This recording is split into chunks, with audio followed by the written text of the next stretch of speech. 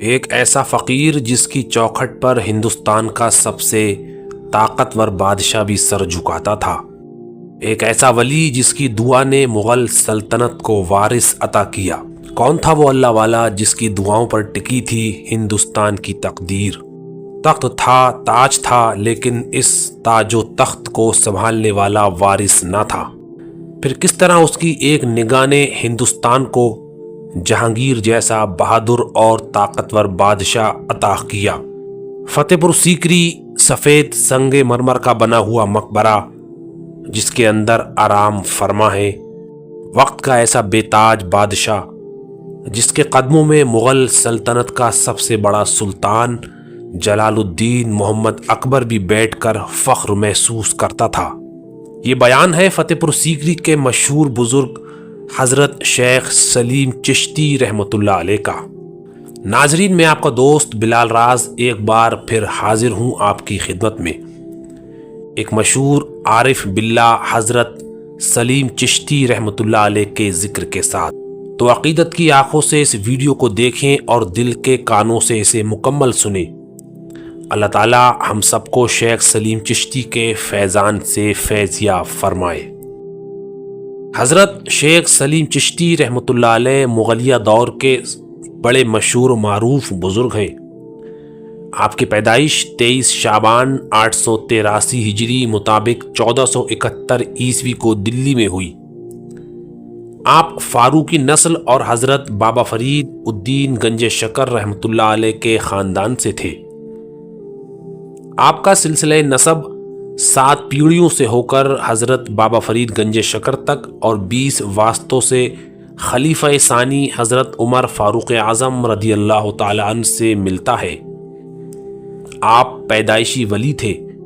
جب آپ کی پیدائش ہوئی تو آپ نے زمین پر سجدہ کیا۔ لوگ سمجھے کہ آپ زمین پر گر پڑے ہیں، لیکن ایسا نہیں تھا۔ اس وقت ایک چاول کا دانہ زمین پر پڑا تھا جو آپ کی پیشانی پر چبھ گیا اور اس کا نشان ساری زندگی آپ کے ماتھے پر رہا۔ آپ کے بچپن کا نام شیخ اسلام تھا۔ جب آپ کی عمر 9 سال کی ہوئی تو آپ کے والد والدہ کا دہلی میں انتقال ہو گیا۔ تب آپ کے بڑے بھائی حضرت شیخ موسیٰ آپ کو اپنے ساتھ سیکری لے آئے، جو اس وقت آگرہ کا ایک گاؤں تھا اور یہاں کافی جنگل اور سناٹا تھا۔ آپ کا بچپن اس ویرانے میں گزرنے لگا۔ آپ اس جنگل میں عام بچوں سے الگ کھیل کود کی جگہ عبادت و ریاضت میں مشغول رہتے تھے۔ آپ نے یہاں سخت ریاضتیں مجاہدے چلے کیے۔ اس سنسان اور پہاڑی علاقے میں بہت شیر، چیتے، بھیڑیے، سانپ، بچھو رہتے تھے اور آپ ان کے بیچ تنے تنہا عبادت کرتے رہتے تھے۔ جب آپ کی عمر 14 سال کی ہوئی تو آپ کو حج پر جانے کی لو لگی، لیکن آپ کے بھائی شیخ موسیٰ آپ سے بہت محبت کرتے تھے۔ ان کی کوئی اولاد بھی نہ تھی، لیکن آپ انہیں اپنی اولاد کی طرح پیارے تھے۔ اس لیے انہوں نے آپ سے کہا کہ تم مجھے بہت پیارے ہو، تمہارے بغیر میں کیسے رہوں گا؟ تم میرے لیے دعا کرو کہ اللہ تعالیٰ مجھے ایک بیٹا دے دے تو میری زندگی خوشگوار ہو جائے گی اور تمہاری جدائی بھی برداشت ہو جائے گی۔ لہذا حضرت شیخ سلیم چشتی نے دعا کی تو آپ کے بھائی شیخ موسیٰ کے گھر 2 بیٹے شیخ ابراہیم اور شیخ فضیل پیدا ہوئے۔ اس کے بعد آپ اپنے بھائی سے اجازت لے کر مکہ مکرمہ کے ارادے سے سرہند پہنچے اور یہاں ٹھہر کر آپ نے شیخ معز الدین سے ظاہری و باطنی علم حاصل کیا۔ اس کے بعد آپ شیخ معز الدین کے ہمراہ مکہ مکرمہ تشریف لے گئے اور حج کیا۔ اس کے بعد مدینہ شریف اور دیگر مقدس مقامات کی زیارت کی۔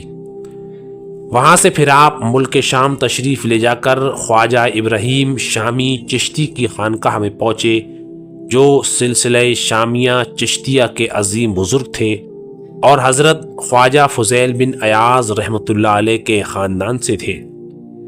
حضرت خواجہ ابراہیم شامی نے آپ کو دیکھ کر آپ کو شیخ سلیم ہندی فرمایا۔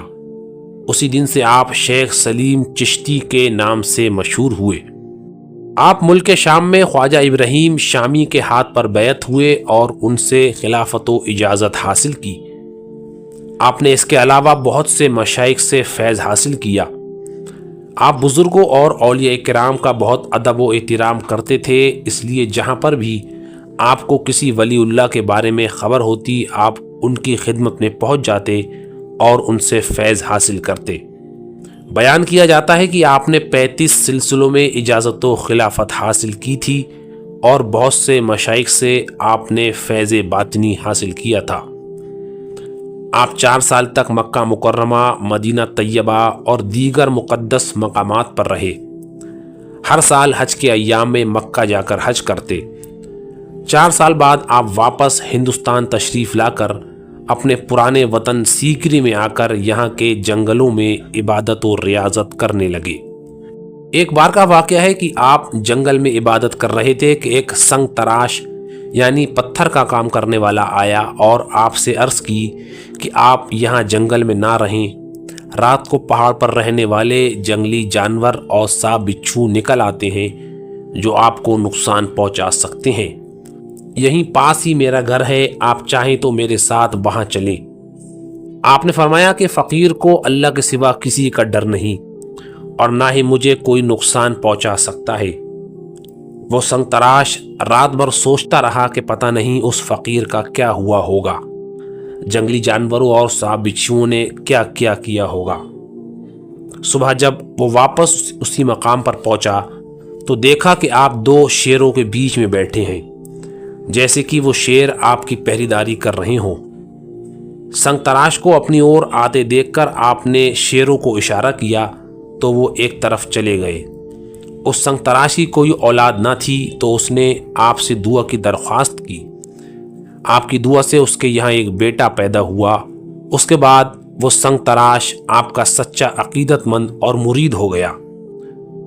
اس نے اسی پہاڑی پر ایک حوض اور ایک مسجد تعمیر کی جو آج بھی مسجد سنگ تراش کے نام سے مشہور ہے۔ یہ اس پہاڑ کی پہلی مسجد ہے جو 945 ہجری میں تعمیر ہوئی۔ اس کے بعد اسی مسجد کے پاس حضرت شیخ سلیم چشتی کی خانقاہ تعمیر کرائی گئی، جس میں رہ کر آپ لوگوں کو اپنے فیض سے نوازنے لگے۔ اس دوران آپ نے سنت نبوی کی تعمیل میں چند نکاح بھی کیے اور سیکری کی پہاڑی پر اپنی خانقاہ میں ہی رہنے لگے۔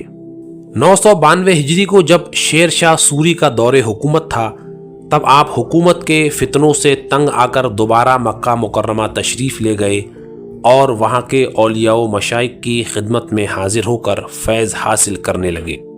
اس بار آپ حجاز مقدس میں 9 سال رہے۔ آپ کافی عرصے تک مدینہ شریف میں مقیم رہے اور براہ راست اویسی طریقے سے نبی کریم صلی اللہ علیہ وسلم سے فیض باطنی پاتے رہے۔ اس کے بعد رسول اللہ صلی اللہ علیہ وآلہ وسلم نے آپ کو ہندوستان جانے اور یہاں لوگوں کی رہنمائی کرنے کا حکم دیا۔ آپ نبی کریم صلی اللہ علیہ وآلہ وسلم کے حکم پر دوبارہ ہندوستان تشریف لائے اور فتح پور سیکری میں اپنی خانقاہ میں رہنے لگے۔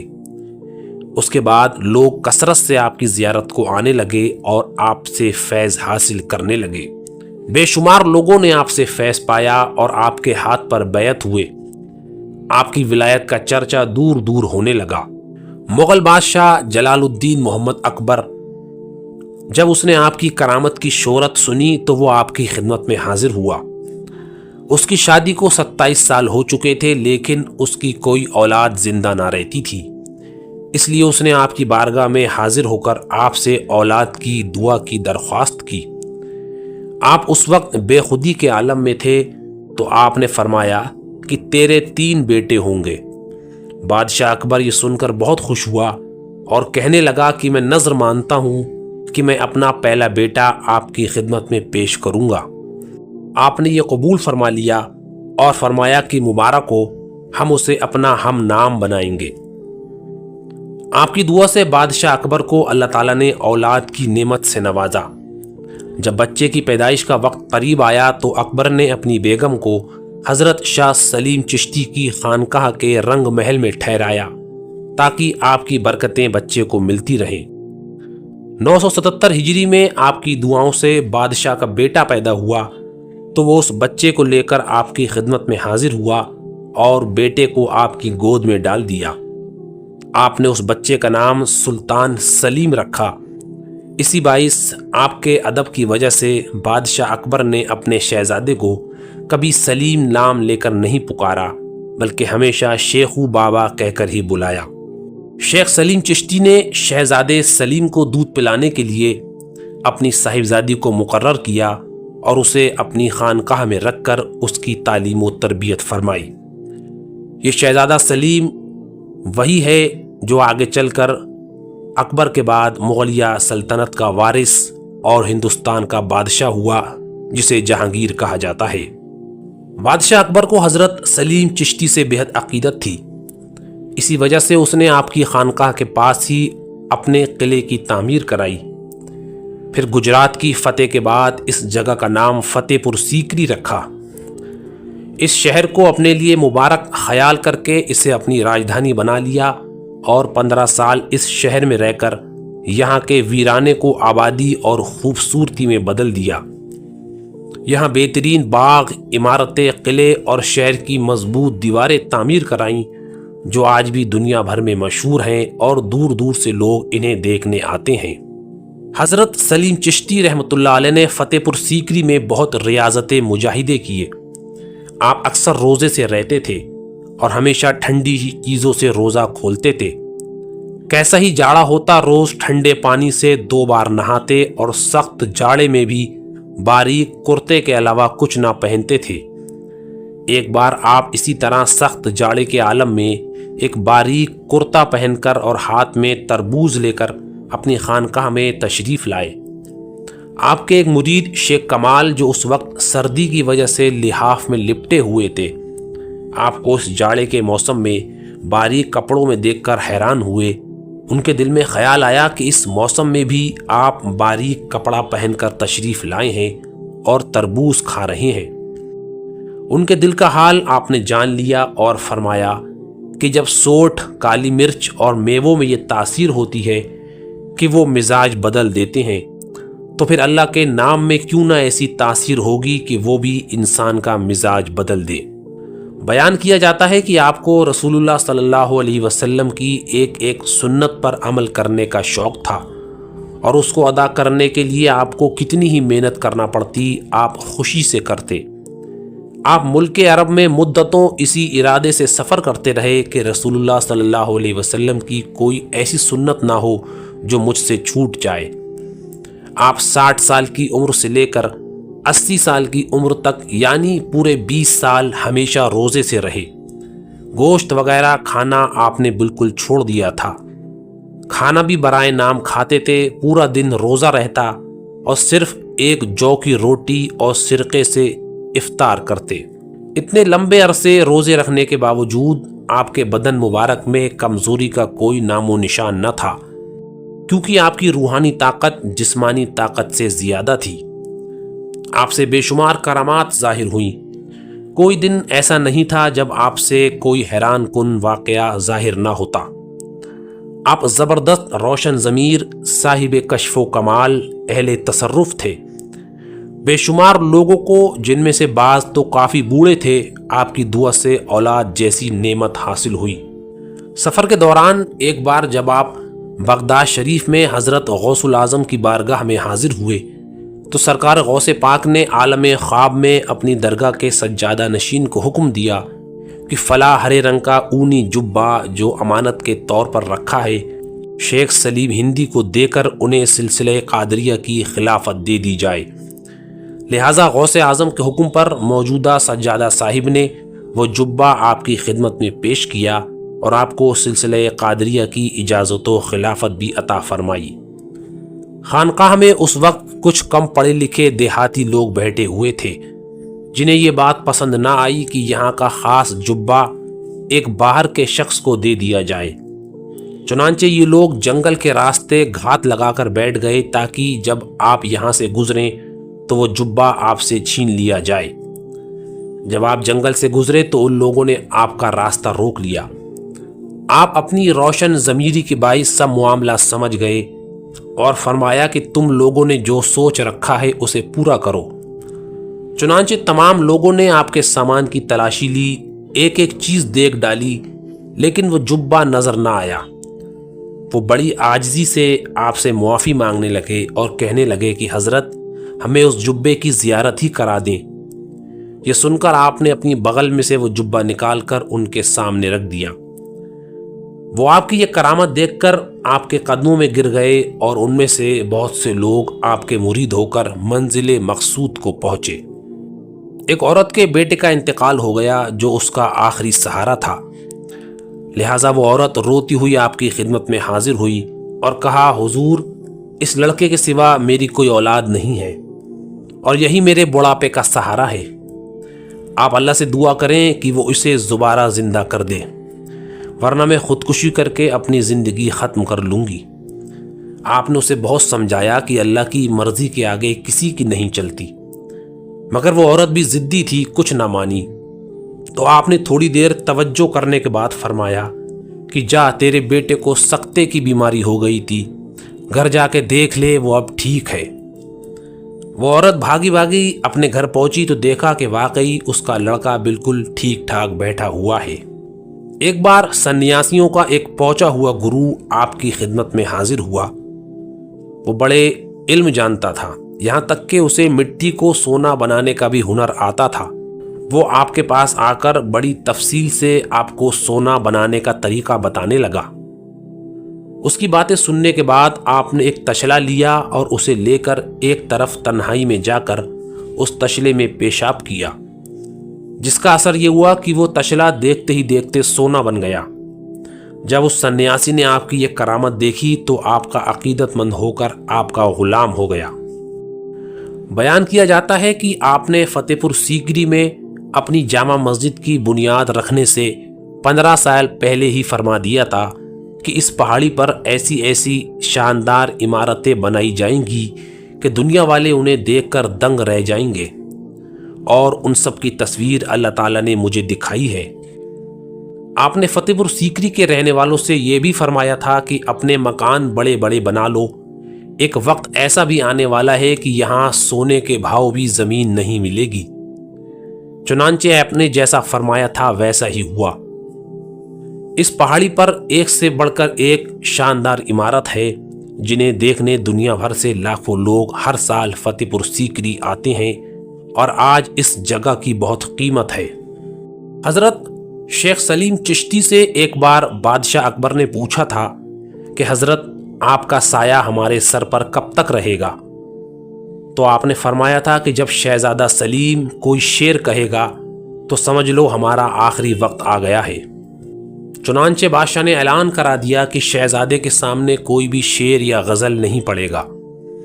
لیکن ایک دن محل میں رہنے والی ایک خادمہ نے شہزادے کو ایک شعر سنایا۔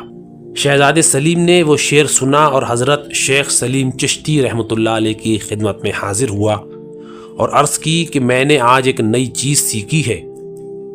آپ نے فرمایا کہ بتاؤ کیا سیکھا؟ تو شہزادے نے آپ کو وہ شعر سنایا۔ حضرت شیخ سلیم چشتی نے شہزادے کو گود میں اٹھا لیا اور بادشاہ اکبر کو بلا کر فرمایا کہ اسی سال ہم دنیا سے چلے جائیں گے۔ چنانچہ 979 ہجری مطابق سن 1572 عیسوی کو رمضان کے مہینے میں جب آپ اعتکاف میں تھے، آپ کو بخار آیا۔ 29ویں شب کو آپ نے اپنے بیٹے شیخ بدر الدین کو اپنے پاس بلایا اور چند نصیحتیں کر کے انہیں اپنا جانشین و خلیفہ مقرر کیا۔ پھر انہیں رخصت کر کے تہجد کی نماز ادا کرنے کے بعد مراقبہ کیا اور اسی حالت میں اپنے محبوب حقیقی سے جا ملے۔ وصال کے وقت آپ کی عمر شریف قریب 95 سال تھی۔ بڑے بڑے نامور علماء، مشائخ اور وقت کے پیشوا آپ کے جنازے میں شامل ہوئے۔ خود بادشاہ جلال الدین محمد اکبر آپ کے جنازے میں شریک ہوا اور آپ کے جنازے کو کاندھا دیا۔ آپ کے بیٹے اور جانشین حضرت شیخ بدر الدین نے آپ کی نماز جنازہ پڑھائی۔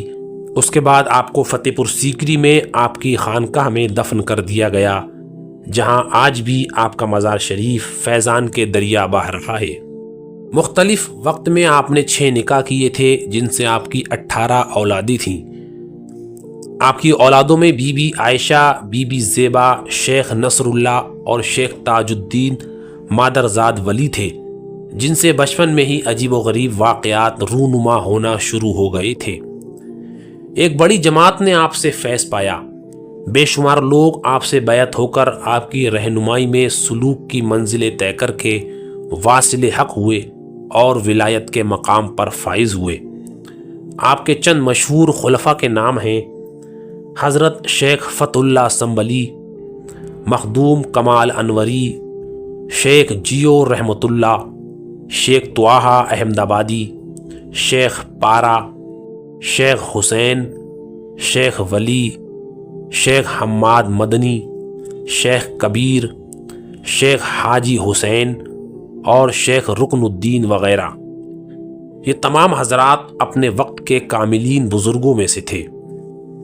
حضرت شیخ سلیم چشتی رحمۃ اللہ علیہ کا عرس ہر سال رمضان کے مہینے میں آپ کی خانقاہ فتح پور سیکری، ضلع آگرہ، یوپی میں بڑی شان و شوکت سے منایا جاتا ہے۔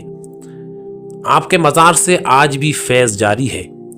بے اولاد لوگ خاص طور پر یہاں اولاد کے لیے دعا مانگنے آتے ہیں اور اللہ تعالیٰ آپ کے صدقے انہیں اولاد سے نواز دیتا ہے۔